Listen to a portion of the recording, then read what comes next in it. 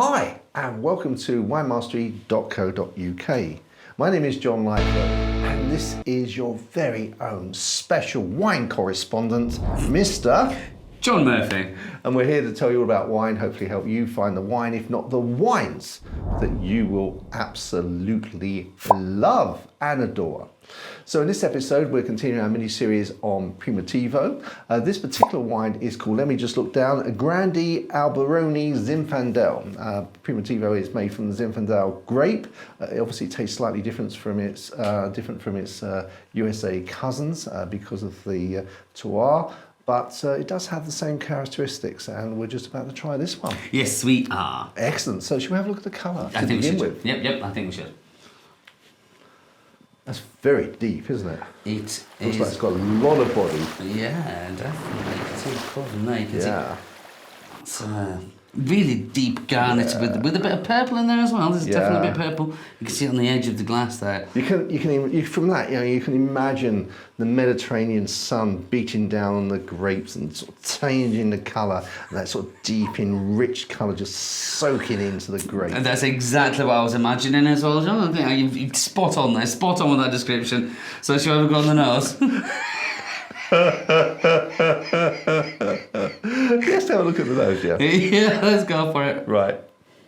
Oh, that's really strong. I can, even from here. Yeah. I don't have my nose. It doesn't have to go into the bowl of the glass. Oh, that's lovely. Yeah, it is, isn't it? Smell that? Yeah, that's that kind of nice. Yeah.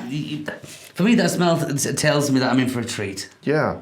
And you know, like in a lot of videos, I've said that when you're smelling French wine, you know it's French. Yeah. I know this isn't French; it's got absolutely nothing to do with France. But I never ever get the same with Italian wine because they're so different. I can't just smell a wine and say, "Oh, that's Italian," like you can in France. I know what that would be, I don't know. Yeah. There's almost a Pinot Noir-esque in there. There's a Oh yeah. not earthy as such. That's the wrong word to use, but that vegetal. I can't say Yeah. that. Yeah, that of the Herbaceous rotting- again. And Yes. Yeah. Just really tempting, really, alluring. Really, this is something, from the look and the noise, thinking, I'm going to enjoy like it. that sort of, almost like that sort of early morning smell if you go out just to sort of dusk and you're in the countryside and the dews on the grass and you just get that sort of vegetarian. I love this waxing lyrical this evening, Johnny. I mean, it's fabulous, but I know exactly what you mean. Yeah. I'm gonna go for it. Let's have a taste.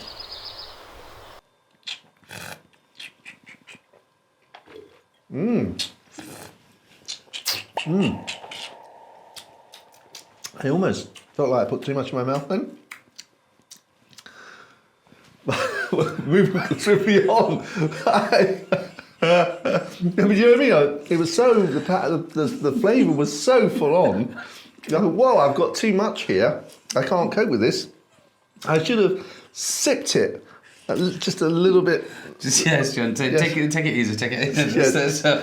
Don't rush in, just try it nice. Just try it nice and easy and slowly.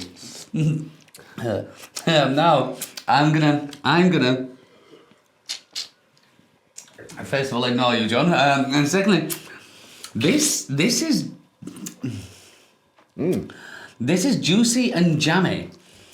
Juicy and jammy, and I'm trying to work out what the actual flavour is in there because the tannins are nice and soft. They're just kind of playing around in the background there, just helping the wine. But it's all that juice.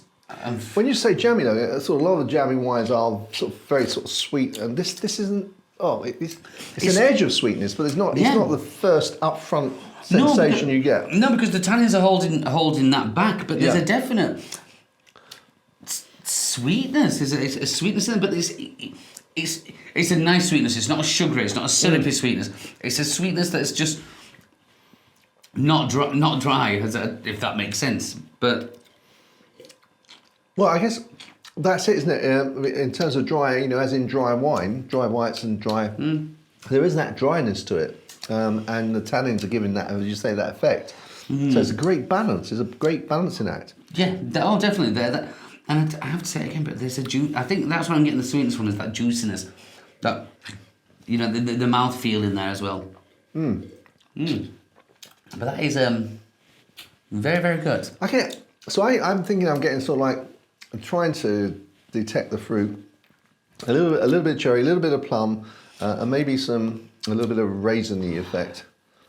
For me, it's the plum. I know what you're saying with the plum. The plum's definitely there, and I think I'm. Yeah, what? Now you've said that, and it's funny, isn't it, when you say these things? Now you've said that raisiny kind of thing. I think that's where I'm getting my sweetness from. Yeah. That style. Yeah. Well done, John. Well done. No, it's good. And I'm sure, you know, if some of our viewers have been watching and you've done it yourself, where you've had a tasting, what is that? And then somebody says that's what it is. You're like, yeah, that's right. Yeah, they mention it. It automatically clicks in your brain. Yeah. Yeah. Very Wow. right. Whoa, that is. I mean, this is £9.50. Mm-hmm. So that is a very good price for a wine of this quality. You know, if someone said to me, you know, I bought this wine, what do you think of it? It cost me £20, and I drank it. Oh, okay, that's good. But if somebody gave it you and said they paid, what was it, £9.50? Yeah, that's incredible value. Mm. I mean, it means I could have two for the price of one. No, you're completely correct. So, matching. Matching. Oh wow. Okay. So, have you got your cheese ready? No, I haven't. Okay. Well, let me go. Again with some other Zinfandels and Primitivos, I've suggested that it would go with red meat. So I think this one would also go with red meat. I think it would go with something like duck orange or something like that. Though this hasn't got the orange in it, but you know, a sweet sauce. It would go with beef. I think it would take steak as well and roast beef. Yeah, those sort of red meats I think would be. I wouldn't go with a stew with this though. I think that it would just be the meat that I would match it to. You just want the meat, John? Yeah, I don't think I'd ever said that before. I don't think I ever want to say it again.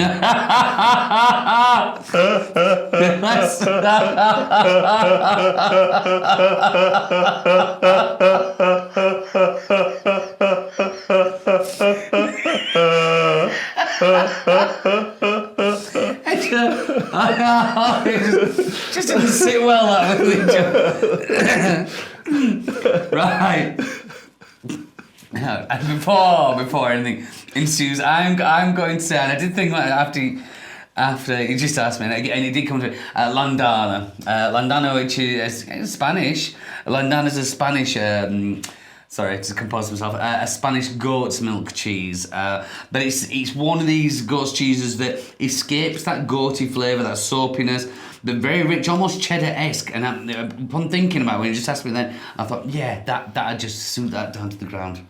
Yeah, and as you were talking now, I just got a different taste. I'm going to sort of sip on it. This has got so much to give up. I mean, it's one that you really do need to, you know, just sit and enjoy. And this is one. You know, we talk about pairing it, but this is definitely one that you could just drink on its own. Yeah. Oh yeah.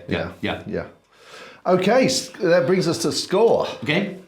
Do you want me to go first? No, you can do. I know my score. Do you? Yeah. You go first then. Go on. I'm going to say 85. Oh no. Go on. 86. Oh, it's close. That's close. It's close. I thought we were going to be the same for some reason. But, I toy with it quite a lot. Yeah. I do toy with it, and for me, mid 80s, I think is very, very good. And this is a nice wine. I would enjoy this, but after that kind of score, 85, 86, it needs to be something that is utterly outstanding. And I'm not pulling away from this because this is very, very good. Yeah. And I had to stop myself from, is it utterly outstanding kind of thing. But I think the top score we've ever given in the five years or so we've been doing this is 93.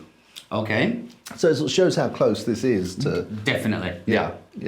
And you know, and I think also it has to be said, and I'm sure you will be the same, that sometimes you can drink wine, a bottle of wine, and actually enjoy it more on another occasion, or enjoy it less on another occasion. So it depends, you know, where you're and what you've been drinking before, and it comes down to that mood thing as well. We've always said eating and drinking has always been a mood thing. Yeah, so absolutely. Just falls into So you know, it could be that on another day we would score it higher. Yep. Just who knows. Well, it's definitely one though to try, guys. At £9.50, it's still, as far as I'm concerned, really should give it a go. You know, it is available online. I believe it's available throughout the world online. So try and see if you can locate it and buy yourself a bottle or two. Indeed. Excellent. Okay, guys, well, we've really enjoyed that one.